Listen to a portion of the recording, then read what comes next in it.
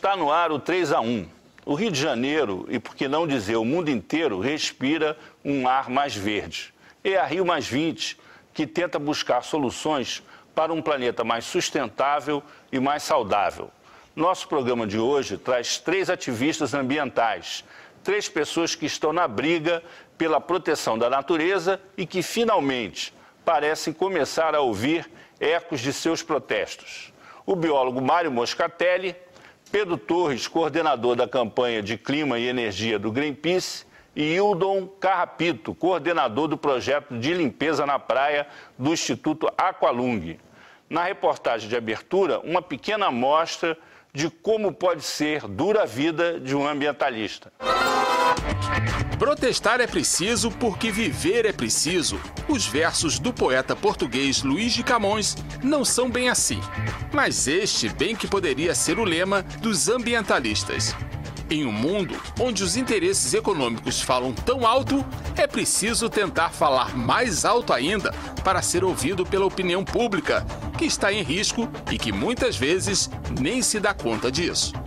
Nas últimas décadas, a preocupação com a saúde do planeta Terra aumentou e esses ambientalistas, tantas vezes taxados de eco-chatos, começaram a ser ouvidos. Mesmo assim, a tarefa é árdua e nem todas as causas defendidas unânimes. Afinal, é difícil avaliar até onde vai o progresso necessário e onde começa o abuso ambiental. Encontros como o Rio+20 ajudam a tornar mais visíveis nossos problemas e mais possíveis suas soluções. Nem que elas não sejam sentidas por nós, mas pelo menos pelas futuras gerações que ainda terão um planeta para morar. Mário, você se considera um eco-chato? Não, de forma alguma. Eu até, às vezes, as pessoas, ambientalista, não, eu sou um cidadão, né, que acho que pago muito, né, uma carga tributária imensa e não recebo praticamente nada do poder público que exige esses tributos, principalmente quando eu olho a questão ambiental. Ou seja, se fala muito, né, se reúne muito, agora, efetivamente, as mudanças necessárias diante do enorme passivo ambiental, isso fica na retórica. Então, eu, sinceramente, acho que, infelizmente, isso daí não é uma característica só do Brasil, mas da humanidade como um todo.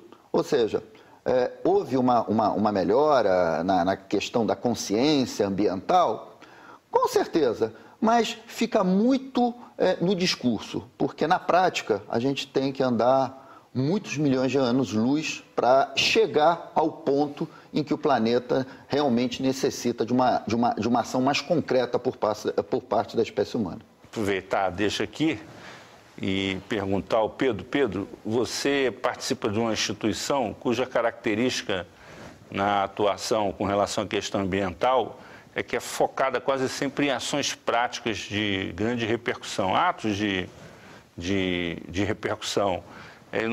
Vocês não são nem considerados os ecochatos, vocês são os caras que vão lá e impedem as pessoas, as instituições, os grandes engenhos humanos de cumprirem a sua missão de destruir a natureza.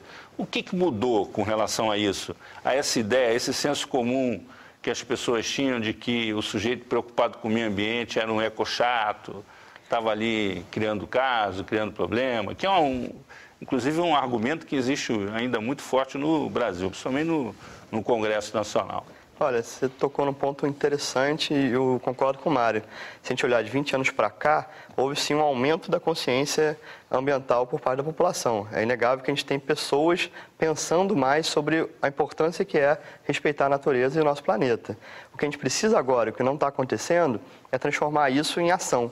Transformar a consciência que foi gerada, consciência que foi graças ao trabalho árduo, de instituições, de organizações, de cidadãos comuns que fazem a diferença, que pegam lixo na praia, que plantam mangue, que se acorrentam, cada um ajuda da maneira que pode, né, para transformar o nosso planeta. Então, eu preciso transformar isso que a gente conseguiu em termos de conscientização em ação prática, para acabar com esse blá blá blá, que é o que hoje a gente está tendo aqui no Rio de Janeiro durante essa conferência da Rio+20, e que a gente quer e a gente precisa de ações concretas e diretas por parte dos nossos governantes. Hildo, você mexe, vamos dizer assim, com a área do meio ambiente, onde, vamos dizer assim, o contato do ser humano com a natureza praticamente não tem intermediários, né? Às vezes um biquíni, um açougue tem lugar que nem isso.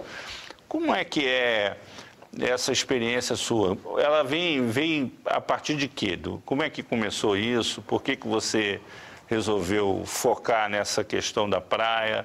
E quais são as discussões que você promove a partir disso?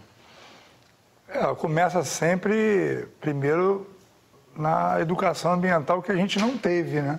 Então, o meu professor de ciência já fazia isso e a gente não via isso nos colégios estaduais, municipais. Eu hoje tenho 53 anos, mais ou menos com 12 para 13 anos é que eu mergulhava na Urca, mergulhava no Arpoador, Itaipuaçu, a gente fazia excursões marinhas e excursões florestais. Então, o professor já subia na trilha e já mostrava que pessoas iam visitar, por exemplo, a Pedra da Gávea e, durante o percurso, já ficava jogando lixo. E a gente, quando descia, a gente vinha catando o lixo das outras pessoas. E ali na Urca, por exemplo, as pessoas paravam naquela mureta de pedra e jogavam entulhos ali. Então, quando a gente mergulhava, o professor dava uma aula de biologia e, ao mesmo tempo, mostrava pneu, pia, né, muito cano, muita coisa que as pessoas acabavam jogando ali para se desfazer do lixo. A mureta que era feita para proteger as crianças ali na praia, né? Aquela, toda murada, né? Então, aquela murada toda... Chegava lá, jogava um fogão, a geladeira velha. Perfeito. Então, quando a gente mergulhava, ele mostrava as duas coisas. Ele não mostrava só a vida marinha, ele mostrava também o problema ambiental. E naquela época, você já via a Urca totalmente turva. Ali é Baía de Guanabara, né? Então, quer dizer, com aquilo eu fui crescendo. E a primeira reportagem que eu vi assim a nível internacional foi na National Geographic, quando eu vi o problema na ilha de Manhattan, com o lixo que eles produziam diariamente, que ia para uma outra cidade, né, para o continente.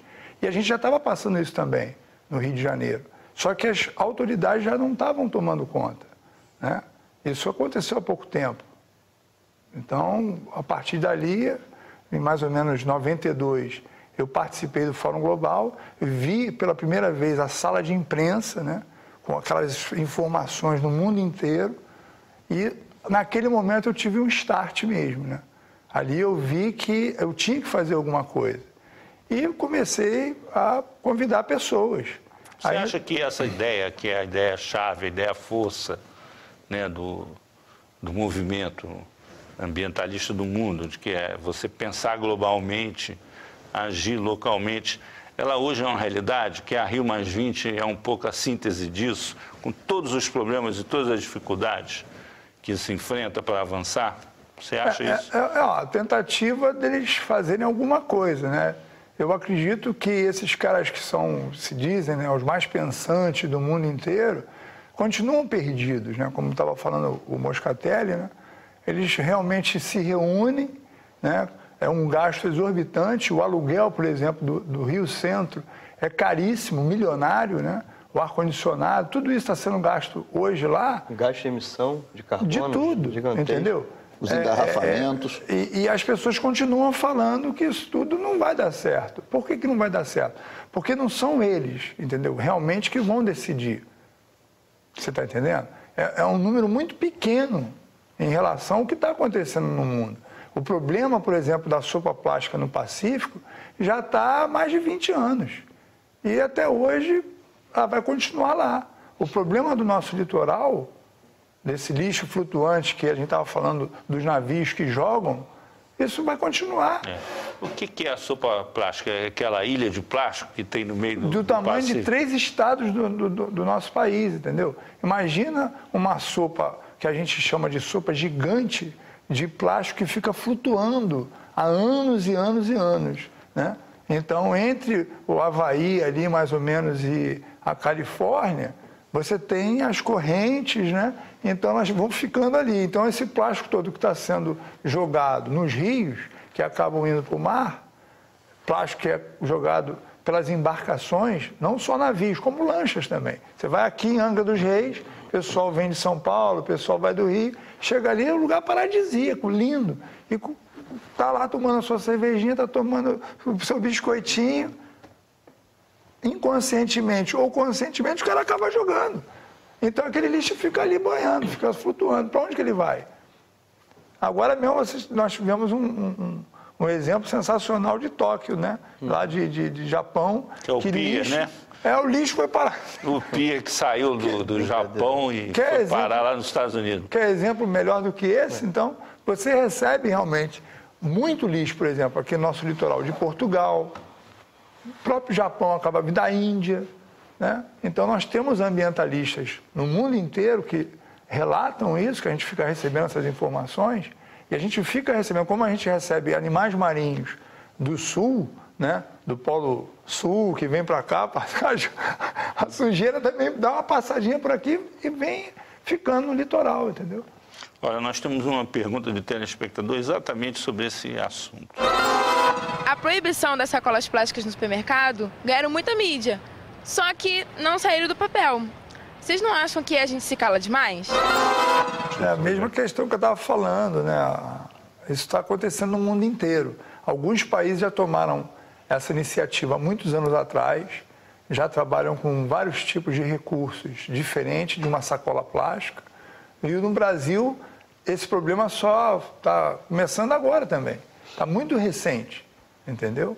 Então, uma coisa que eu queria te complementar é o seguinte: tudo roda, né, invariavelmente em torno da questão econômica, que é a prima rica da prima pobre, que é a ecologia. Então é o seguinte, na verdade, os supermercados, que não devem ganhar pouco, né, até porque se ganhassem pouco não tinha tanto, poderiam, de certa forma, fornecer sacolas de papel, como era acontecer na nossa infância. Perfeito. Né, em vez de cobrar 49 centavos. Eu, quando esqueço a minha sacola retornável, eu compro lá, não vai me fazer falta. Mas para grande parte da população faz falta. E eu tenho certeza que eles teriam condições de diluir esse preço em todos os produtos que são vendidos. Veja bem, isso aqui é um pequeno exemplo de como a situação econômica, que todo mundo se diz ecologicamente correto, mas ninguém quer botar a mão no bolso. Nem o supermercado e nem, hoje, a grande questão aí, na Rio+20, é quem vai financiar essa Revolução Verde. Eu acho engraçado como falta dinheiro para a questão ambiental. Perfeito. Porque não falta dinheiro para salvar banco falido na Espanha, meteram 100 bilhões de euros para... Né? O próximo já foi a Grécia, daqui a pouco a Itália. Então, explorar petróleo e gás. Veja bem, eu acho que a espécie humana, quer dizer, essa conversa toda dos diplomatas é um longo processo e é bom que se discuta, que se gasta bastante dinheiro, a cidade fica cheia, o engarrafamento para a cidade, os hotéis estão cheios, mas está tudo bem. Tem seus pontos positivos e negativos. Mas quando se fala em dinheiro, em questão de saúde, em questão de saneamento, em questão de economia, de tecnologias verdes, aí todo mundo se coça, diz, epa, quem vai pagar a conta? Agora, para investir em arma, nunca falta dinheiro. Tem guerra aqui e acolá, os caras só botando dinheiro lá em armas. Para salvar banco falido de pilantra que se deu bem, lá vai o governo e enfia dinheiro. Então é o seguinte, eu acho que a sociedade pagadora de impostos tem que falar, vamos dizer, para os nossos representantes democraticamente ou não democraticamente eleitos ou colocados lá por vontade divina, que, desse jeito não dá para continuar. Porque eu tenho certeza que boa parte dessa gente que inviabiliza, esses daí vão se dar bem. Agora, a grande maioria que vive nas cidades é que vai entrar pelo cano, se realmente, vamos dizer, grandes alterações climáticas vierem a se materializar. Você vê bem, Há 2 anos atrás teve aquela tragédia lá em Teresópolis, foi a maior tragédia ambiental. Estive lá. Né? Até hoje, quer dizer, os políticos da cidade tiveram a falta de vergonha na cara de desviar recursos. Também. Desvia antes e desvia depois. Então você Durante, vê não tem... que se a sociedade não der um jeito na classe política local e mundial, cara, esses caras vão nos carregar para o fundo. E a gente já está em queda livre. Então, eu acho que essa questão econômica, nós, enquanto sociedade e quem banca toda essa festa, a gente precisa começar a demonstrar para o poder público o que é prioridade para a sociedade. E não essa festa que a gente vê com dinheiro público para socorrer banco. E um exemplo concreto disso é o subsídio ao combustível fóssil, né? Que a gente sabe que daqui a 20, 40, 50 anos vai ficar difícil até de queimar, né? E hoje a gente tem um gasto mundial, trilhões sendo gastos de dinheiro público para investir. No caso brasileiro, nos próximos 10 anos, para a gente ter uma ideia, de tudo que a gente vai investir na área de energia no nosso país, está no plano decenal de energia, 70% é para a exploração de petróleo e gás, que o Brasil vai virar uma Arábia Saudita do mar. O Mário e o Hildo, que trabalham diretamente com isso, sabem qual é o impacto que pode ter um vazamento. A gente teve o exemplo da Chevron, que vazou aqui no Rio de Janeiro. Né? Os que a gente sabe são noticiados, porque a quantidade de vazamentos são absurdos. O Brasil não tem ainda um plano de contingenciamento e quer virar uma Arábia Saudita do mar com pré-sal. É preciso rever isso, porque é como se a gente fosse abrir uma churrascaria numa rua de vegetariano. Ou seja, será que o mundo vai querer continuar, sequer vai poder queimar esse combustível fóssil daqui a 20, 30, 40 anos? É preciso pensar qual o modelo que a gente quer para o nosso país, para o nosso mundo, e se o combustível fóssil cabe nele, para a gente não ter uma panela de pressão prestes a explodir nos próximos anos.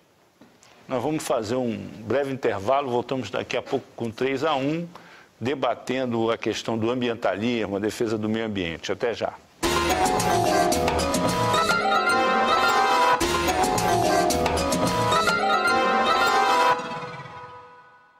Estamos de volta com 3-1 aqui na TV Brasil. Nosso tema hoje é a mobilização pela defesa do meio ambiente.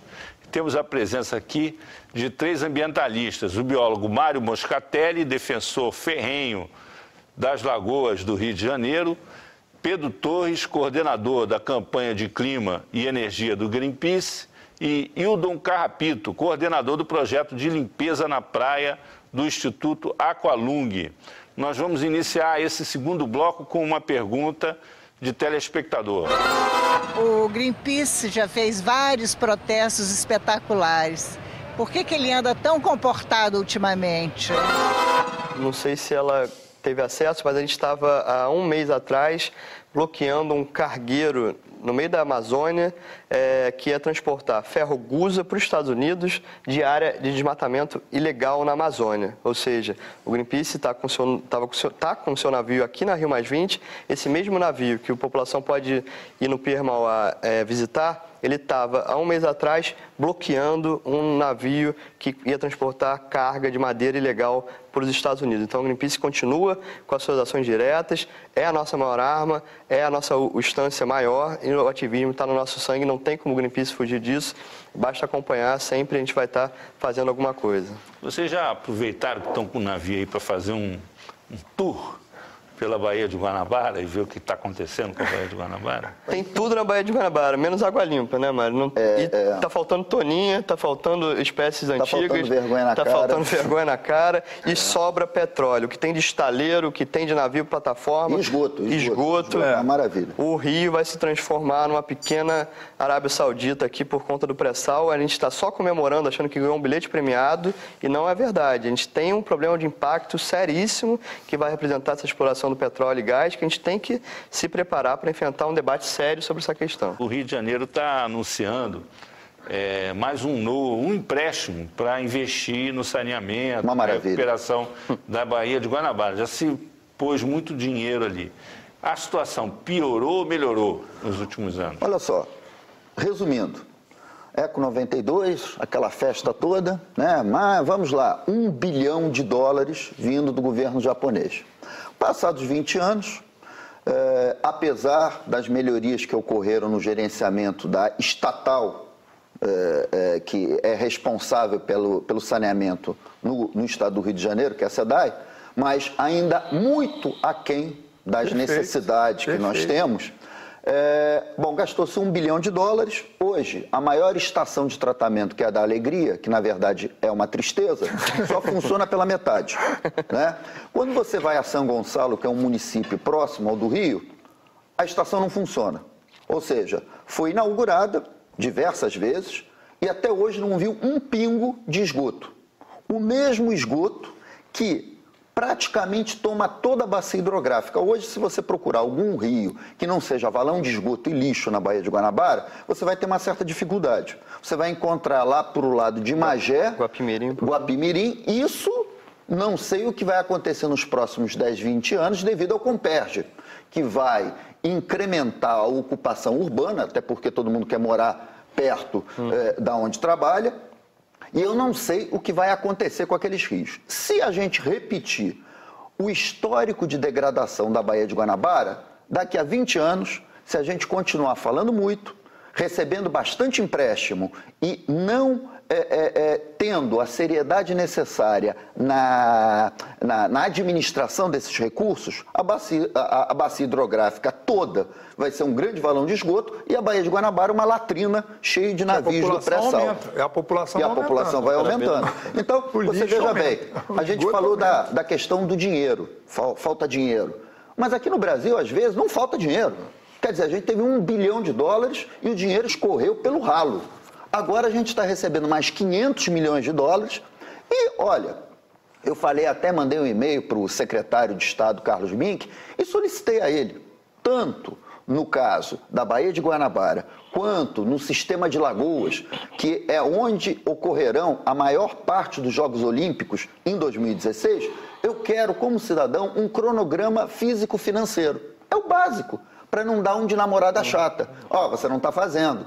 Isso não dá... Então, me dá um cronograma físico-financeiro para saber quanto vai gastar, onde vai gastar, quando a obra começa e acaba. O administrador público brasileiro ele tem que se acostumar a dar conta do dinheiro que é público. Então, planejar e prestar conta.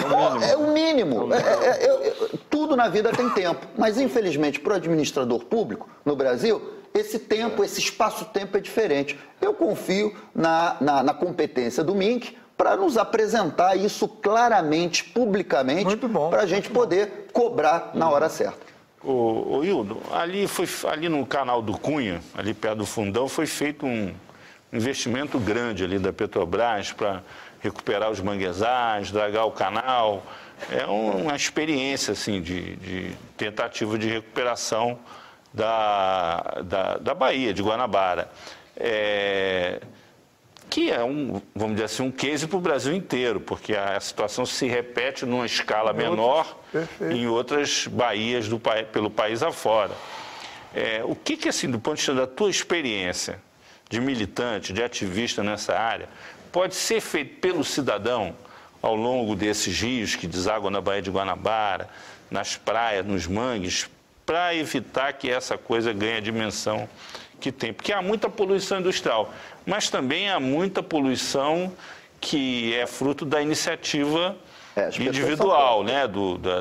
Da deseducação. Perfeito. O que você acha que pode ser feito? O país, né, há muito tempo eu tive assim, pode-se dizer, algum prazer, né, em estar, por exemplo, com alguns políticos e que já falavam isso, que falta educação, e essa bandeira continua hasteada e está muito difícil, né, de você educar o povo. Esse é o problema maior. Então, existem essas nossas atividades ambientais, essas tentativas que são poucos ecologistas, poucos ecochatos, entendeu? E a verdade é que, faltando educação para o povo, essas pessoas ribeirinhas, essas pessoas que, obviamente, vão morar mais perto, né, da onde você tem facilidade de tudo, entendeu? Ali você tem a grande população. Então, com essa grande população morando próximo aos rios, você vai ter muito mais lixo jogado ali. Então esse rio vem para onde? Para a Baía de Guanabara, como ele falou, do Rio de Janeiro principalmente. São mais de 30 rios que desembocam na Baía de Guanabara. Praticamente todos mortos. Todos mortos, mas ele está dizendo por quê? Porque eles recebem muito lixo de todos os tipos, da população, industrial, hospitalar e por aí vai, entendeu? Então o que acontece? Se educar esse povo, se tivesse uma campanha efetiva, se tivesse uma campanha séria de educação, isso poderia minimizar ao longo, sim, de 10 anos, talvez 20 anos, você teria um termômetro bem melhor, entendeu? É essa a nossa educação que a gente tenta fazer, que o Instituto tenta fazer ao longo desses 10 anos, com essas limpezas de praia. Não está na hora, assim, das escolas terem no currículo escolar Está muito pouco ainda. Uma disciplina muito focada pouco. na questão do meio ambiente. De forma nenhuma. Na verdade, a educação como um todo não é só o ambiental. A gente percebe já nas crianças uma certa sensibilidade. Mas é muito por exemplo, você pouco não vê mais ainda. menino matando passarinho, caçando passarinho com a tiradeira na mão, que era uma coisa comum na minha infância. Eu estou falando mas mais do ponto de vista dessa questão do lixo, da reciclagem... Muito pouco ainda, muito pouco. Porque você tem um número de população crescente exorbitadamente, entendeu? O número de pessoas que vem nascendo, as famílias continuam grandes, né? Procuram morar próximo à praia e próximo a rios, onde você tem os maiores números de população, né? Então você vê a favela do Vidigal, a favela da Rocinha, foram mal produzidos, mal construídos. Você chega lá, como é que você vai tratar um lixo desse hoje? É muito difícil. Você está jogando sempre a sujeira debaixo do tapete. E aí os políticos vão levando, e passa-se mais 10 anos, e a favela vai continuar, né? Então, Morro do Alemão, esses lugares de Zacari, isso tudo, se você der uma passada lá, são toneladas diárias que são jogadas na rua. E não são coletadas. Dali, acaba caindo num córrego, quando vai para o córrego, acaba caindo na Baía de Guanabara. Agora, mudando um pouco o nosso foco aqui. Você estava falando, Pedro, que vocês fizeram recentemente uma ação na Amazônia com relação à utilização de madeira para a produção de ferro-gusa, né? O que vocês observaram lá naquela região? Olha, a gente percebe que há sim uma redução do desmatamento na região da Amazônia, do bioma amazônico brasileiro, mas ainda é muito grande, né? Não adianta a gente comemorar se a gente continua torrando, né, e queimando madeira, principalmente para atender as grandes corporações. E até complementar o que o Wildon estava colocando, além do cidadão, né, ter essa parte da educação, é fundamental que o governo fiscalize. A gente não pode esquecer e apenas achar que é culpa do cidadão que precisa ser educado. O governo precisa fiscalizar cada vez mais. Então, na região da Amazônia, você tem, se no Rio, né, o Mário testemunha disso, a gente tem pouca fiscalização, quase nenhuma, né, por parte dos órgãos ambientais, você imagina nas regiões remotas. Então, é preciso o governo criar governança na área da Amazônia para a gente ter mais controle sobre o desmatamento, né, e a gente ainda vê grandes corporações, e elas sim são grandes culpadas, porque se a criança não vai mais atirar em passarinho, daqui a pouco não vai ter passarinho para ela atirar, porque não tem árvore. Né? Na Mata Atlântica, aqui na nossa região da Mata Atlântica, só sobrou 7%. Agora são 6%. 6%. Então, a gente precisa evitar com o que aconteceu na Mata Atlântica, que isso aconteça também no nosso Cerrado e na região da Amazônia. O que o Greenpeace vem observando é que vem caindo, mas a quantidade ainda é muito grande, então a gente não tem o que comemorar. A gente tem que acabar, por isso que a gente tem uma iniciativa, uma campanha pelo desmatamento zero, que quer a floresta em pé. Quer mostrar que o Brasil pode ser grande sim, mas deixando a sua floresta em pé, protegendo a população que vive lá e o ecossistema local. Nós temos mais uma pergunta de telespectador. Qual é o maior problema ambiental do país? Dá para fazer um ranking? Primeiro, a classe política. Nossa Senhora. Né? Porque são eles que fazem as leis. Né? É o ecossistema fechado ali, o negócio. Justamente, né? Em estado de putrefação adiantado. Então, primeiro, o grande problema é a classe política. Segundo, é um nível educacional baixo da sociedade. Né? Porque com uma população bem educada, além da questão do lixo, do esgoto, essa população bem educada vai começar a saber escolher melhor Quer dizer, as eleições agora municipais estão aí e a gente espera que, além de elegerem o Zezinho da padaria, né, que faz aquele clientelismo, aquele populismo, a população perceba que naquele dia fundamental ela tem o poder de alterar o seu destino e o destino de todos. Então, enquanto a gente continuar votando nos mesmos porcarias de sempre, tá, a gente vai ter os mesmos produtos porcarias. Isso no saneamento, isso nas políticas de habitação, de transporte, de meio ambiente, enfim, em tudo. Então, classe política, educação. E eu acho que o terceiro ponto é realmente a sociedade, cair a ficha da sociedade. O ambiente planetário, o ambiente local já está demonstrando claramente. Ontem eu estava ouvindo uma história que tem alguns técnicos, alguns cientistas que dizem que não existe esse negócio de aquecimento global. Eu acho que é ótimo a gente discutir, tá? Então eu fico me perguntando o seguinte, então deve ter uma conspiração planetária, porque os oceanos estão acidificando, né? Os recifes de coral estão desaparecendo. Os estudos de biodiversidade indicam que a gente está com extinção em massa comparada só com aqueles asteroides que deram uma trombada no planeta há 60 milhões de anos atrás. Número de mortes é cada vez maior por problema de respiração, porque a poluição é tão grande que cada vez mais vai afetando a saúde das pessoas. Então, eu acho que é bom discutir, mas mais do que isso, ninguém faz seguro do carro, da casa ou daquilo que faça, querendo que aconteça algum problema.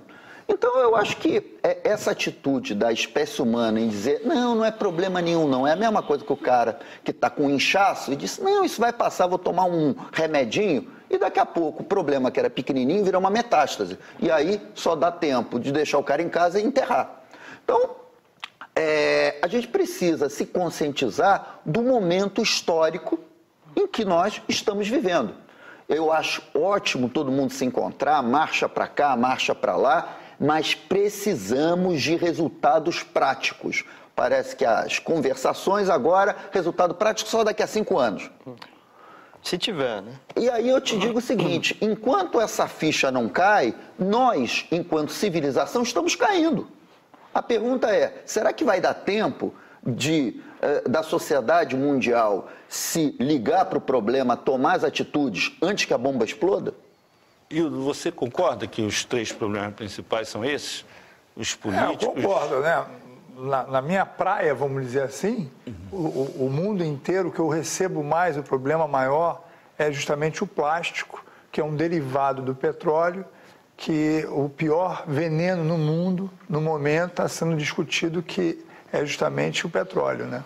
Então, ele causa o problema da poluição, ele acaba produzindo derivado, o óleo que acaba indo para as lagoas, que acaba indo para o mar. Quer dizer, ele é tão nocivo, mas tão nocivo, e que as pessoas ainda também não estão tendo consciência do plástico flutuante, que isso é um veneno que vai durar 100, 200, 300, 400 anos e não vai sumir, entendeu? Vai ficar ali perturbando a gente. Se a gente não tiver como reciclar, né? Ou como pegar esse plástico que está lá, não tem como tirar.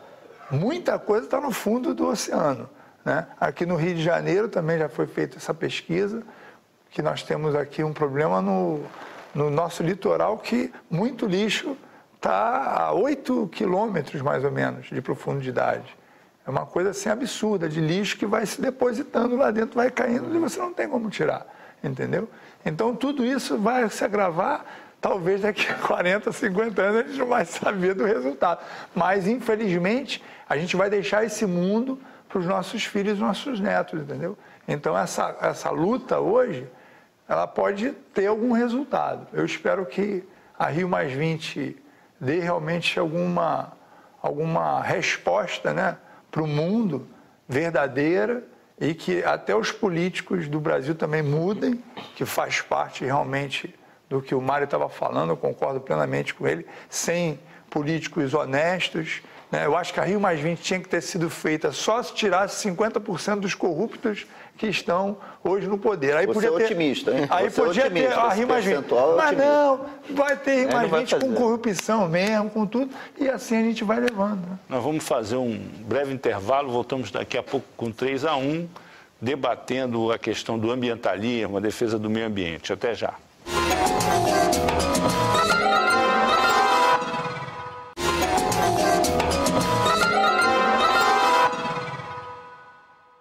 3-1 está de volta. Nesse terceiro e último bloco, nós continuamos debatendo o ritmo da Rio+20.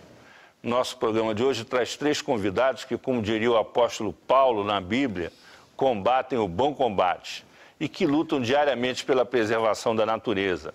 O biólogo Mário Moscatelli, o coordenador da campanha de Clima e Energia do Greenpeace, Pedro Torres, e o coordenador do projeto Limpeza na Praia do Instituto Aqualung, Hildon Carrapito. Nós vamos iniciar esse terceiro e último bloco com mais uma pergunta de telespectador. As ações dos grupos de defesa ambiental não são muito isoladas? Não deveriam se unir mais? E aí, Pedro? Você que é parte de uma multinacional, multinacional ambientalista. Não, uma organização internacional. A gente não... Desculpe a provocação. Diferente, não, mas é bom esclarecer, porque diferente de várias organizações, o Greenpeace ele sobrevive apenas com o dinheiro de seus colaboradores. A gente não aceita dinheiro de corporações, por isso que a gente não tem o rabo preso de fazer protesto como que a gente fez no Maranhão contra a grande indústria do desmatamento na Amazônia, que estava desmatando a área para levar ferro-gusa para os Estados Unidos para fabricar carro. Então, nossa organização é global. Essa provocação, eu vou te falar por quê. Pelo seguinte, aqui no Brasil há um debate intenso com relação à questão ambiental, principalmente por causa do Código Florestal, que até hoje nós não conseguimos concluir a aprovação dele no Congresso. E uma das discussões que há é a seguinte, de que haveria interesse das grandes corporações em manter vamos dizer assim, o Brasil no seu estágio atual de desenvolvimento, de maneira que as florestas, quer dizer, principalmente na área do agrícola, né, que as florestas permanecessem intocáveis, que as coisas ficassem no seu estado natural, porque haveria grandes interesses econômicos envolvidos e que os ambientalistas estariam a serviço disso. É bom, e quando se fala nisso, aí uma organização internacional como o Greenpeace passa a ser Só que não é só o Greenpeace que está nessa luta. Tem o pessoal do mangue, porque o Código Florestal também afeta os manguezais brasileiros, tem comunidades tradicionais, tem a pequena agricultura familiar. E é bom ver quem é que financia a campanha desses políticos, voltando para os políticos, que estão querendo transformar o Brasil num grande celeiro. O Greenpeace ele quer um outro modelo de desenvolvimento para o nosso país, mostrando que é possível sim a gente ser forte. A gente é hoje a 6ª economia, né, do mundo e mantendo a floresta em pé. A gente não precisa desmatar, a gente tem que pensar numa agricultura que seja mais eficiente, que a gente consiga produzir mais em menos pedaços de terra para continuar sendo um grande produtor de alimentos, que é o que a gente é, e parar também de ficar só achando que a gente vai vender alimento para o exterior e a gente tem que combater a fome aqui no nosso país. Em questão do Código Florestal, ela transcende o debate entre ambientalistas e ruralistas. É um projeto de nação e o que a gente acha é que não vai parar por aí. Isso é apenas uma pequena ponte para depois a gente falar transgênio, a gente estava conversando, né, sobre a questão da transgenia, outros produtos, questões de espécies, né, que podem abrir a porteira, porque esse grupo do agronegócio é muito grande. A propósito disso, os transgênicos já são uma realidade no agronegócio brasileiro. E infelizmente, eu acho que é o seguinte, toda novidade é olhada com desconfiança, né? Mas a gente nunca pode esquecer que novidades do passado, que eram consideradas sem qualquer perigo à saúde, hoje a gente sabe que fumar faz mal, a gente sabe uma porção de coisa. E talvez no futuro transgênico, alguns transgênicos vão ser identificados como causadores de doença ou não vão ser identificados com motivadores de nenhuma doença, o tempo dirá.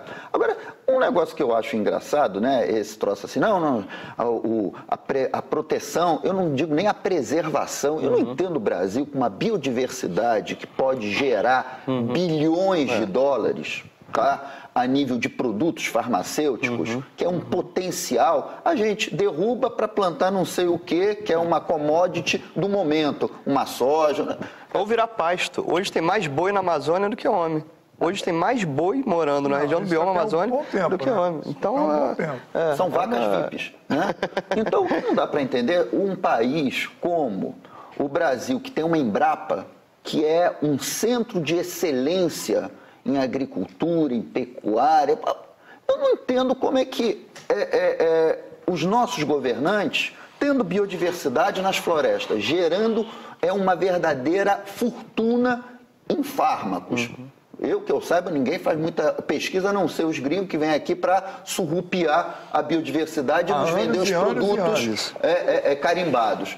Eu não entendo um país que tem uma Embrapa que transforma qualquer coisa em alimento, terras improdutivas em áreas altamente produtivas. A gente vê naturalmente, claramente, por exemplo, no caso dos mangues, o lobby da carcinocultura que queria produzir camarão para vender para o exterior, queria transformar uma floresta que mantém a biodiversidade da zona costeira em monocultura. Ou seja, infelizmente no Brasil, nós, com uma forma, não só a questão do político, da classe política, mas principalmente eles, mas a sociedade muito mal informada, nós continuamos com o modelo colonial de exploração. Nós continuamos uma colônia de exploração. Ou seja, em vez da gente dar o passo seguinte ao século XXI, vendo que muitas vezes a floresta em pé não é para ela ficar sendo olhada como uma vaca sagrada. Não! Tem produtos lá para serem descobertos e renderem bilhões de dólares, revertendo na qualidade de vida daquelas populações que muitas vezes vivem de forma miserável. Se não der uma solução econômica para aquelas populações que estão naquelas florestas, não adianta. Barriga vazia, aí tem aquele célebre tema. Farinha pouca, meu pirão primeiro. Claro. Então, derruba tudo e eu quero saber da minha barriga cheia. Nós temos mais uma pergunta de telespectador. O discurso ecológico, a economia verde, né, como se costuma dizer, não seria um novo trampolim para que o lucro aumentasse ainda mais, visto que esse argumento é cabal, é incontestável? Não seria uma forma de atualização da exploração capitalista que já existe? Olha, a pergunta dele está meio vaga, né? Eu acho que hoje em dia todos estão se aproveitando de tudo. A parte capitalista existe de todas as formas, em todos os lugares. No Brasil, a gente acabou sendo capitalista também, né? Aqui todos os políticos são capitalistas. Todas as indústrias, todo mundo tem que ser capitalista, né? É o novo nome, né? A economia verde é o novo nome que a gente usava há 20 anos atrás. Está gerando justamente novos capitalistas. Essa ideia de que a nova economia, quer dizer, a economia que é capaz de substituir o carbono, né, o petróleo, por fontes renováveis de energia, é uma ideia força hoje. Inclusive, você tem uma indústria verde, você tem já empresas que se dedicam a isso, empreendedores que se dedicam a isso, perfeito. Instituições. Novos. Isso é visto, inclusive, como um objetivo de saída para a crise por alguns países. Os Estados Unidos, por exemplo, que são hoje o país que mais consome petróleo, combustível fóssil no mundo, eles têm uma estratégia para romper essa dependência em relação ao petróleo ao longo do processo de desenvolver uma nova economia. Eles têm, inclusive, conhecimento para isso, né? E capitais para isso. Vocês acham que essa questão no Brasil ela está relegada ao segundo plano ou ela está posta na ordem do dia pelas autoridades e pelas instituições? Como é que vocês estão vendo isso? Eu estou vendo com muito pessimismo, na verdade, porque o quadro hoje da questão ambiental no Brasil é muito negativo, né? A gente tem problema de aumento de lixo no mar, problema de destruição no mangue de um lado, desprotegendo a floresta com essa mudança no Código Florestal, construindo Belo Monte à força e na marra, né, no meio da Amazônia com grandes hidrelétricas, usina nuclear, né? Mesmo depois de Chernobyl, depois do Césio, depois de Fukushima, o governo brasileiro bancando Angra 3 aqui perto do Rio de Janeiro. Então você tem um quadro, Cerrado desaparecendo, né? Problema grave no Cerrado, seca no Nordeste, como a gente não tinha há 50 anos, no Sul a mesma coisa. Então problemas ambientais pipocando, né, de uma maneira agressiva, cada vez maior, como uma panela de pressão, né, Mário?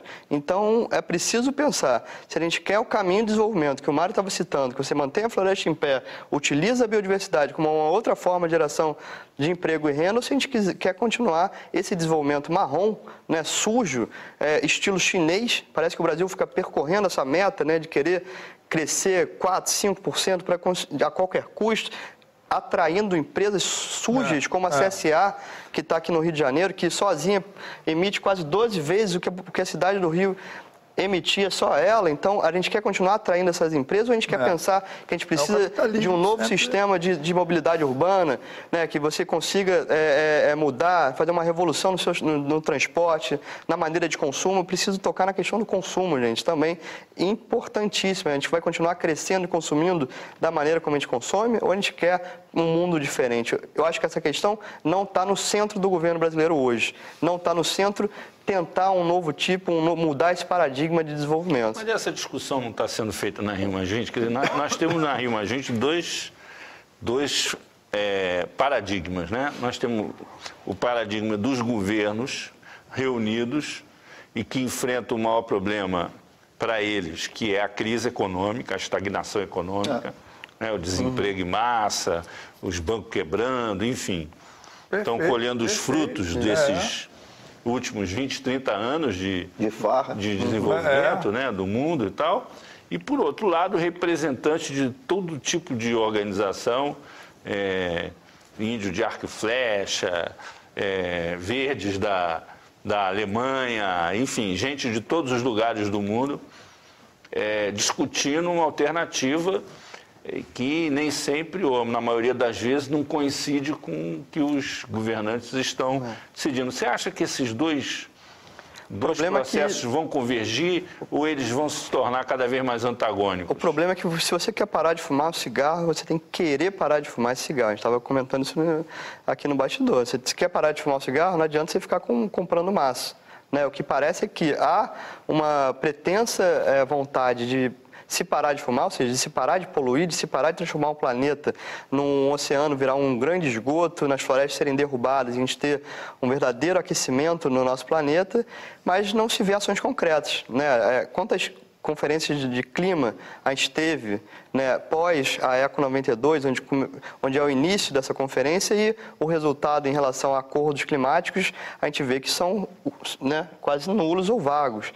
Né, em relação a Rio+20, o que a gente está vendo desde o início dela... A questão do oceano entrou na pauta da Rio+20. Entrou na pauta como a única esperança de um processo que, até o momento, né, e esperamos que até o último dia da conferência a gente consiga ter algum passo positivo, mas ainda assim é muita dúvida, né, porque tem sempre os países que são conhecidos como os países que bloqueiam, como os Estados Unidos, a Venezuela, os grandes exportadores de petróleo da Arábia Saudita, Catar, são os maiores poluidores, não querem bloquear sempre porque querem continuar crescendo, não querem, porque na visão deles... continuar o desenvolvimento. Exatamente, não querem comprometer. O Bush falava isso mais claro do que ninguém, né? Não cara sincero. Diferente do Obama, sincero. O Bush ia para a televisão e falava, não vou comprometer minha economia, né? Não acredito nesse aquecimento global, não acredito nada disso, vou continuar crescendo aqui para tirar a economia norte-americana da crise. Eu, pessoalmente, vendo a história, eu acho que, infelizmente, a sociedade só vai repensar de fato a sua forma de se relacionar com a natureza, modelos econômicos, consumismo, Eu fico vendo na televisão, esse Natal vamos vender mais 20%. Eu digo, mas até quando esse troço vai crescer? O planeta é finito, vamos aumentar a nossa venda do Dia dos Namorados mais 40%. Bom, tudo bem. Eu, particularmente, sou realista vendo a história. Só vai mudar efetivamente quando a natureza efetivamente der o troco na magnitude e na intensidade que ela está sendo agredida pela civilização do Homo sapiens. E outra coisa, hein? Eu vejo que, muito em breve, o Greenpeace vai ser considerado até um movimento lúdico, porque o que vem por aí é a Green War, ou seja, vão ser grupos que, completamente insatisfeitos com esse processo de degradação, vão partir para a ignorância. Vão ser considerados terroristas verdes e tudo mais, e a gente não sabe o que vai dar. Fato é que, infelizmente, a espécie humana, eu acho que só entende pela dor e não pelo amor. Concordo com ele que vai haver uma radicalização do movimento? Você vê aqui mesmo no nosso país, os próprios índios, né? Quando eles são radicais, as coisas... né? Todo mundo para ouvir, né?